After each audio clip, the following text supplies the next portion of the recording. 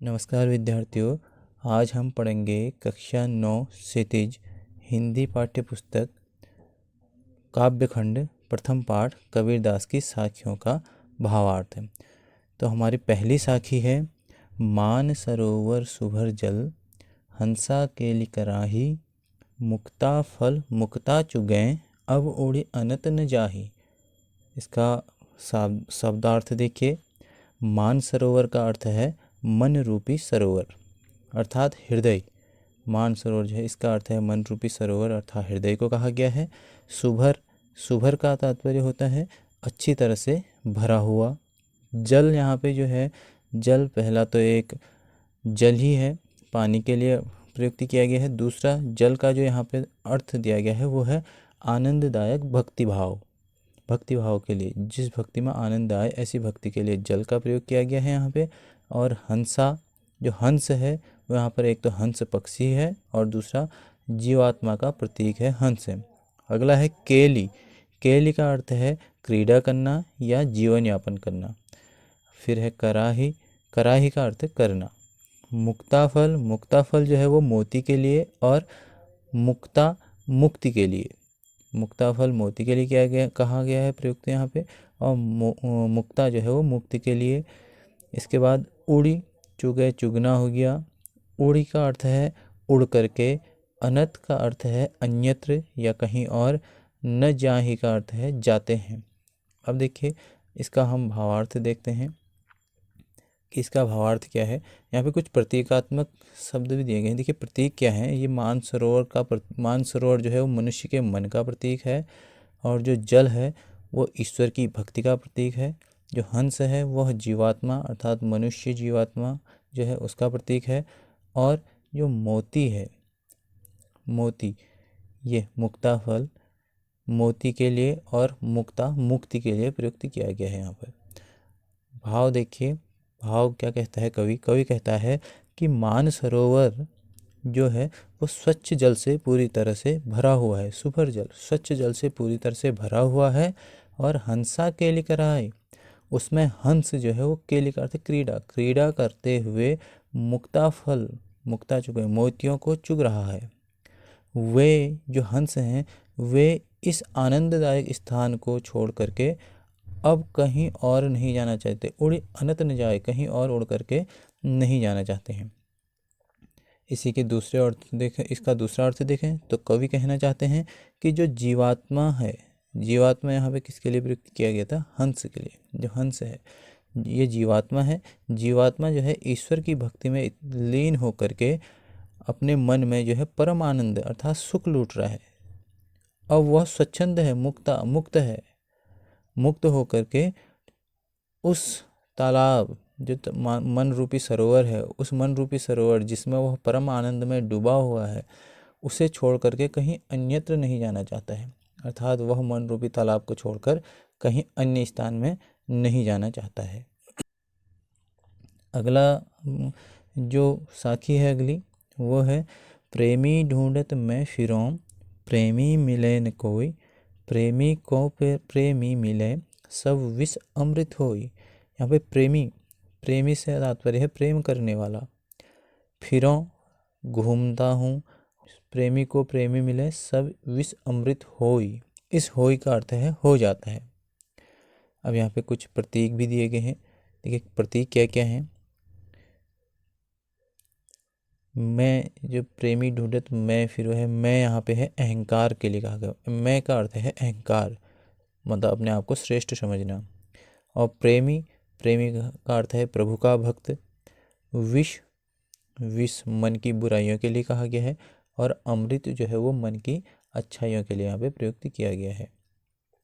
तो अब भावार्थ देखिए। कवि कहता है कि मैं ईश्वर से प्रेम करने वाले अर्थात प्रभु के भक्तों को ढूंढता फिर रहा था। ढूंढता, प्रेमी ढूंढत में फिरो। कवि कह रहा है कि मैं ईश्वर से प्रेम करने वाले अर्थात प्रभु के भक्तों को ढूंढता फिर रहा था। क्योंकि अहंकार था, मन में अहंकार था, इसलिए मुझे प्रेमी मिले न कोई। क्योंकि मैं का अर्थ क्या है, मैं यहाँ पे अहंकार है, मन में अहंकार था, इसलिए मुझे कोई भी ईश्वर का भक्त नहीं मिला अर्थात कोई भी प्रेमी नहीं मिला। जब दो सच्चे भक्त, प्रेमी को प्रेमी मिला, अर्थात जब दो सच्चे प्रभु भक्त आपस में मिलते हैं तो सब विष अमृत होए, तो मन में सारी जो विष रूपी बुराइयां हैं वह अमृत रूपी अच्छाइयों में बदल जाता है। दूसरे अर्थों में इसे देखें तो कबीरदास जी कहते हैं कि मैं अपने अहंकार में भरा हुआ था, ये मैं यहाँ पे जो है मैं अपने अहंकार में भरा हुआ था और ईश्वर भक्त बनकर ईश्वर के भक्तों को ढूंढ रहा था। प्रेमी ढूंढत में फिरो, तो ईश्वर के भक्तों को ढूंढ रहा था तो मुझे कोई भी नहीं मिला। ये प्रेमी मिले न कोई भी नहीं मिला, प्रेमी को प्रेमी मिले। फिर कहते हैं कि जीवात्मा है, उसने जब अहंकार को त्याग दिया तो वह एक सच्चा भक्त बन गया, और सच्चा भक्त बनने के बाद उसे दूसरा सच्चा भक्त मिल गया। इसलिए वो कहते हैं जब मैंने अपने अहंकार को त्याग दिया और सच्चा ईश्वर भक्त बना तो मुझे सच्चा ईश्वर भक्त मिला, और मेरे मन की सब विष रूपी जो बुराइयां हैं वह अच्छाइयों में बदल गई, अर्थात अमृत हो गई। मेरा मन प्रभु की भक्ति के आनंद में डूब गया, ये वो यहाँ पे कहना चाहते हैं। फिर देखिए जो अगली साखी है उसमें कहते हैं हस्ती चढ़िए ज्ञान को सहज दुलीचा डारी, स्वान रूप संसार है भूखन दे झक मारी। अर्थात हस्ती हाथी के लिए प्रयोग किया गया है, सहज स्वाभाविक रूप से या प्राकृतिक समाधि जिसे कहा जाता है, दुलीचा जो है वह कालीन के लिए प्रयुक्त किया जाता है, स्वान कुत्ते को कहा जाता है, भूखन दे भौंकना भौंकने दो, झक मारे का अर्थ है समय बर्बाद करना। अब यहाँ पे इनका प्रतीक देखिए, प्रतीकात्मक अर्थ क्या है। हाथी जो है यहाँ पे हाथी जो है वह ज्ञान के लिए प्रयुक्त किया गया है, और दुलीचा जो है यहाँ पर सहजता सरलता के लिए प्रयुक्त किया गया है, और स्वान अर्थात कुत्ता शब्द का प्रयोग यहाँ पे संसार के लिए कहा गया है। संसार को स्वान के समान कहा गया है, अर्थात बिना मतलब के जो दूसरे के कार्यों में हस्तक्षेप करता है। भौंकने से तात्पर्य है निंदा करना। अब यहाँ पे भाव देखिए, भावार्थ क्या है। कवि कहते हैं कि कवि ज्ञान प्राप्ति में लगे साधकों को संबोधित करते हुए कह रहा है कि तुम ज्ञान रूपी हाथी पर, हस्ती चढ़िए ज्ञान को, ज्ञान रूपी हाथी पर सहज दुलीचा डार, अर्थात सहज समाधि रूपी आसन या कालीन बिछाकर अपने मार्ग पर निश्चित होकर चलते रहो। स्वान रूप संसार है, यह संसार जो है यह तो कुत्ते के समान है, जो हाथी को भी आगे चलता हुआ देखकर पीछे से बिना किसी उद्देश्य के भौंकता रहता है। भूखन दे जग मारे, हाथी को भी देखता है तो वो भौंकता रहता है बिना किसी कारण का। अर्थात जो साधक हैं, जो साधना करने वाले हैं, ईश्वर की भक्ति करने वाले हैं, उनको ज्ञान प्राप्ति में लीन देखकर, उनको देखते हैं कि ये ईश्वर की भक्ति में लग करके ज्ञान प्राप्त कर रहे हैं, तो जो संसार के लोग हैं, दुनिया के लोग हैं, वो अनेक तरह की उल्टी सीधी बातें करते हैं, परंतु उसे जो है, जो साधक है, उसे लोगों द्वारा की जाने वाली इन निंदाओं का, इन बातों का की कोई परवाह नहीं करनी चाहिए, बल्कि अपने मार्ग पर चलते ही रहना चाहिए। अब यहाँ पर कौन कौन से अलंकारों का प्रयोग यहाँ पे कबीरदास जी ने किया है। पहला देखिए हंसा केली, यह है हंसा केली कराही। केली कराही में अनुप्रास अलंकार है, क्योंकि यहाँ पे कौ वर्ण की आवृत्ति हो रही है, जिस कारण यहाँ पे अनुप्रास अलंकार है। मुक्ता फल मुक्ता चुगे, इसमें यमक अलंकार है। देखिए पहले मुक्ता है, फिर एक दूसरा मुक्ता है। पहले मुक्ता का अर्थ है मुक्ति, मुक्ता फल मोती, और मुक्ता मुक्त व्यक्ति। यहाँ पे यमक अलंकार है, दोनों का अर्थ अलग अलग होने की वजह से यहाँ पे यमक अलंकार है। अब दूसरे वाले साखी में देखिए, दूसरी साखी में कौन कौन से अलंकार हैं। दूसरी साखी में देखिए यहाँ पर प्रेमी ढूंढत मैं फिरों में जो है श्लेष अलंकार है। यहाँ पे प्रेमी, देखिए प्रेमी का अर्थ है प्रेम करने वाला, और प्रेमी का ही अर्थ है प्रभु का भक्त। ये प्रेमी ढूंढत में फिरो, प्रेमी मिले न कोई, यहाँ पे प्रेमी का अर्थ है प्रेम करने वाला, यहाँ पे प्रेमी का अर्थ है प्रभु का भक्त। जो सच्चा प्रेम करता है ईश्वर से वही तो भक्त है, इसलिए यहाँ पर जो है श्लेष अलंकार का प्रयोग किया गया है। फिर इसके पश्चात जो हमारी अगली साखी है, उस साखी में उसमें देखिए क्या विशेष है। हस्ती चढ़िए ज्ञान को, इसमें जो है तत्सम शब्द का प्रयोग किया गया है। हस्ती, ज्ञान, स्वान, ये तत्सम शब्द हैं, यहाँ पे तत्सम शब्दों का प्रयोग किया गया है। सदुक्कड़ी भाषा का प्रयोग किया गया है, और अंतिम पंक्ति जो है, अंतिम पंक्ति में सीख दी गई है कि लोगों की, ये देखिए, स्वान रूप संसार है भूखन दे जगमार, अर्थात ये संसार स्वान के समान है, लोगों की परवाह किए बिना अपने लक्ष्य की प्राप्ति के लिए अपने पथ पर आगे बढ़ता रहना चाहिए। अब जो हमारी अगली साखी है वो है पखा पखी के कारणे सब जग रहा भुलान, निरपक होई के हरि भजय सोई संत सुजान। पखा पखी का अर्थ है पक्ष और विपक्ष। शब्दार्थों में देखिए, पखा पखी अर्थात पक्ष और विपक्ष, कारणे कारण, भुलान भूला हुआ, निरपक का अर्थ है निष्पक्ष होकर के, भजय भजन करना या याद स्मरण करना ईश्वर का, सोई का अर्थ है वही, सुजान का अर्थ है चतुर व्यक्ति, ज्ञानी व्यक्ति या सज्जन व्यक्ति को सुजान कहा जाता है। अब इसका भावार्थ देखिए, कबीरदास जी कहते हैं कि लोग अपने संप्रदाय का पक्ष लेकर के अपने आप को दूसरों से बेहतर मानते हैं और वे दूसरे के धर्म की जो है निंदा करते हैं। इसी कारण पक्ष विपक्ष के कारण, पखापखी के कारण है, अर्थात पक्ष विपक्ष के चक्कर में पड़ करके जो लोग हैं वो सब जग रहा भुलान, अर्थात सारे संसार के लोग जो है अपना वास्तविक उद्देश्य भूल जाते हैं। उनका वास्तविक उद्देश्य होता है ईश्वर को प्राप्त करना, ईश्वर की भक्ति करना, ईश्वर को ही भूल जाते हैं पक्ष विपक्ष के कारण। फिर अगली पंक्ति में कहते हैं निरपक होई के हरि भजय, अर्थात जो भी व्यक्ति है चाहे वो किसी भी धर्म संप्रदाय का हो, उसे जो है निरपक हो के, जो व्यक्ति बिना किसी भेदभाव के ईश्वर का भजन करे, सोई संत सुजान, वही व्यक्ति जो है संत है, वही व्यक्ति सज्जन व्यक्ति है। ईश्वर एक है, जो व्यक्ति हैं वो समझते नहीं संसार के लोग कि ईश्वर एक है, लेकिन मनुष्य ने जो है उसे अनेक बना दिया है, यही भेदभाव उसे ईश्वर से दूर किए हुए है।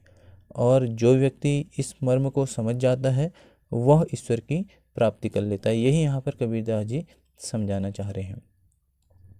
अब यहाँ पे देखिए, सोई संत सुजान, ये सोई संत सुजान, यहाँ पर क्या है, अनुप्रास अलंकार है, 100 वर्ण की आवृत्ति हो रही है, जिस वजह से यहाँ पे अनुप्रास अलंकार है। और यहाँ पे ईश्वर के प्रति सच्ची आराधना को जो है ये लोगों के मतांतरों से अलग बताया गया है, कहा गया है कि ईश्वर की आराधना इन सब से अलग होती है। फिर इसके बाद अगला हमारा अगली साखी है, हिंदू मुआ राम कही मुसलमान खुदाई, कहें कबीर सो जीविता जो दूह के निकट न जाई।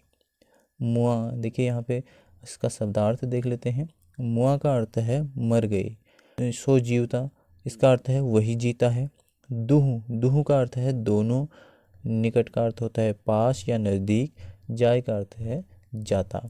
अब इसका भावार्थ देखिए, भाव क्या है, तो कबीरदास जी कहते हैं कि हिंदू जो है, हिंदू मुआ राम कही, हिंदू जो है राम का नाम जाप करते हुए तथा मुसलमान खुदाए, और मुसलमान जो है खुदा का नाम जाप करते हुए मर मिटे।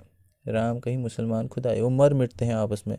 निराकार ईश्वर की उपासना की सीख देते हुए फिर कबीरदास जी कहते हैं कि वास्तव में जो ईश्वर है, वास्तव में राम और खुदा जो है वो एक ही हैं। जो राम और खुदा के चक्कर में न पड़ करके, ये कहे कबीर सो जीविता जो दूह के निकट न जाए, अर्थात जो राम खुदा ईश्वर को अलग अलग न मान करके, इनके चक्कर में न पड़ करके बिना किसी भेदभाव के ईश्वर को भजता है, ईश्वर की भक्ति करता है, वही सच्चे रूप से सो जीविता, वही सच्चे रूप से जीवित है और सच्चा ज्ञान प्राप्त करता है। जो मनुष्य राम रहीम दोनों को अलग मान करके अलग अलग हैं यह मानता है, वह खुद ही मानवता को अपमानित करता है और वह सच्चे ईश्वर का भक्त नहीं कहलाता है। लेकिन जो कहता है कि दोनों में कोई अंतर नहीं है, दोनों एक ही हैं, वही ईश्वर का सच्चा भक्त है। इसके पश्चात देखिए, इसमें जो विशेष दिया गया है, कहे कबीर सो जीविता, देखिए कहे कबीर सो जीविता, इसमें कहे कबीर में जो है क वर्ण की आवृत्ति होने के कारण यहाँ पे अनुप्रास अलंकार है। और कबीर ने जो है मनुष्य धर्म को, मानवता के धर्म को सबसे बड़ा धर्म माना है। सर्वधर्म संभाव का यहाँ पे दृष्टिकोण कबीर का दिखाई देता है। फिर अगली साखी देखिए, काबा फिर काशी भया राम ही भया रही, मोट चून मैदा भया बैठ कबीरा जी। इसके शब्दार्थ देखिए, काबा ये मुसलमानों का पवित्र तीर्थ स्थान है, काशी हिंदुओं का पवित्र स्थान है, और भया का अर्थ है हो गया। और मोट चून मोटे आटे को कहा जाता है। बैठी का अर्थ होता है बैठ करके। जीम भोजन करने के लिए, जीम का अर्थ होता है भोजन करना, जीमना। अब देखिए यहाँ पे कबीरदास जी कहते हैं कि जब मैं राम रहीम हिंदू मुसलमान के भेद से ऊपर उठ गया तो मेरे लिए काशी और काबा जो है उसमें कोई अंतर नहीं रह गया। फिर काशी हुआ, अर्थात फिर काशी और काबा में मेरे लिए कोई भी अंतर नहीं रहा, कहते हैं। फिर कहते हैं राम ही भया रहीम, और राम और रहीम में भी मेरे लिए कोई अंतर नहीं रहा, अर्थात मन के सारा मैल जो है वो मिट गया। इससे क्या हुआ कि राम रहीम काबा काशी का भेदभाव मेरे मन से सब हट गया। फिर कहते हैं मोट चून मैदा भया बैठ कबीरा जीम। अब वो कह रहे हैं कि आटे को जो है अखाद्य समझ रहा था मैं, जिसका जो मोटा आटा था, मोट चून मैदा भया, जिस मोटे आटे को मैं खाने योग्य नहीं समझ रहा था, अब वह मोटा आटा जो है महीन हो गया है, अर्थात वह बारीक मैदा हो गया है। बैठ कबीरा जिम, जिसे मैं अब आराम से खा सकता हूँ, अर्थात मन से जब सांप्रदायिकता मिट गई, सांप्रदायिकता का भेदभाव मिट गया, तो सारी दुर्भावनाएं वो समाप्त हो गई। अब मैं आनंद से ईश्वर की भक्ति कर सकता हूँ। दूसरे अर्थ में देखें तो कबीरदास जी कहते हैं कि जैसे ही मेरे मन से अपने धर्म को श्रेष्ठ समझने की भावना गई, वैसे ही सभी ईश्वर और तीर्थ स्थल एक समान हो गए। अब हर जगह जो है ईश्वर की सुलभता है। सुलभता मतलब हर जगह मुझे ईश्वर आसानी से प्राप्त हो जाता है। इस कारण मैं प्रेम पूर्वक जीवन यापन करते हुए ईश्वर को प्राप्त करने में तल्लीन हूँ, मग्न हूँ। विशेष क्या है देखिए इसमें, बैठी कबीरा जीम, ये बैठ कबीरा जीव में एक दृश्य बिंब उत्पन्न हो रखा है और सर्वधर्म संभाव का यहाँ पे संदेश दिया गया है। आखिरी साखी हमारी है, ऊंचे कुल का जन्मिया जे करनी ऊंच न होई, सुबरन कलश सुरा भरा साधु निंदा सोई। शब्दार्थ देखिए, ऊंचे कुल इससे तात्पर्य है अच्छा खानदान, जन्मिया जन्म लेना या पैदा होकर, करनी कर्म, सुवर्ण का अर्थ है सोने का, कलश कहते हैं घड़े को, शुरा शराब के लिए कहा जाता है, निंदा का अर्थ होता है बुराई, शोय का अर्थ है उसकी। यहाँ पे प्रतीकात्मक अर्थ भी दिया गया है। यहाँ पे प्रतीकात्मक अर्थ क्या है देखिए, सुवर्ण कलश जो है, यहाँ पे सुवर्ण कलश अच्छे कुल का या पवित्र कुल का प्रतीक है, और शुरा जो है वो बुरे कर्म या निंदा का, निंदनीय कर्मों का प्रतीक है। अब भावार्थ देखिए कबीरदास जी क्या कहते हैं, कर्मों के महत्व को बताते हुए कह रहे हैं कि ऊंचे कुल में जन्म लेने से, ऊंचे कुल का जन्मिया, ऊंचे कुल में जन्म लेने मात्र से कोई व्यक्ति बड़ा नहीं हो जाता, ऊंचा नहीं हो जाता है। इसके लिए करनी ऊंची न हो, करनी ऊंची होनी चाहिए, कर्म ऊंचे होने चाहिए। इसी का उदाहरण देते हुए वे कह रहे हैं कि सोने के पात्र सुवर्ण कलश सुरावरा, जिस प्रकार से सोने के पात्र में या सोने के घड़े में शराब भरी होती है, तो साधु निंदा सोई, जो सज्जन व्यक्ति होते हैं ऐसे की उसकी निंदा करते हैं। शराब निंदनीय पदार्थ है और सोने का पात्र पवित्र समझा जाता है, सोने का कलश, और शराब निंदनीय चीज़ है, अपवित्र है। लेकिन सोने के पात्र में यदि शराब भरी हो तो सोने का पात्र जो है, सुवर्ण कलश सोने का पात्र जो है वह भी अपवित्र और निंदनीय माना जाएगा। शराब भरने से वो भी अपवित्र हो जाता है। उसी प्रकार से जिस व्यक्ति के कर्म अच्छे नहीं होते हैं, ऊंचे कुल में जन्म लेने से, भले वो ऊंचे कुल में जन्म ले, उसकी करनी अगर अच्छी नहीं है तो वह कितने भी ऊंचे कुल में जन्म ले ले उसका नाश कर डालता है, अर्थात अपने ऊंचे कुल का वो नाश कर देता है। इसलिए ऊंचे कुल में जन्म लेने से व्यक्ति महान नहीं बन जाता, बल्कि उसके कर्म महान होने चाहिए, कर्मों से ही कोई महान होता है। और यहाँ पे सुवर्ण कलश सुरा भरा साधु निंदा सोई, ये जो लास्ट की पंक्तियाँ हैं इनमें अनुप्रास अलंकार है। देखिए 100 वर्ण की, सुवर्ण कलश सुरा साधु निंदा सोई, 100 वर्ण आ रहा है, सुवर्ण सुरा साधु सोई, तो यहाँ पे अनुप्रास अलंकार है और कर्म की प्रधानता पर बल दिया गया है। इसी के साथ हमारे आज की यह कक्षा यहीं पे समाप्त होती है। अगली कक्षा में हम किसी अन्य विषय पर मिलते हैं, तब तक के लिए नमस्कार।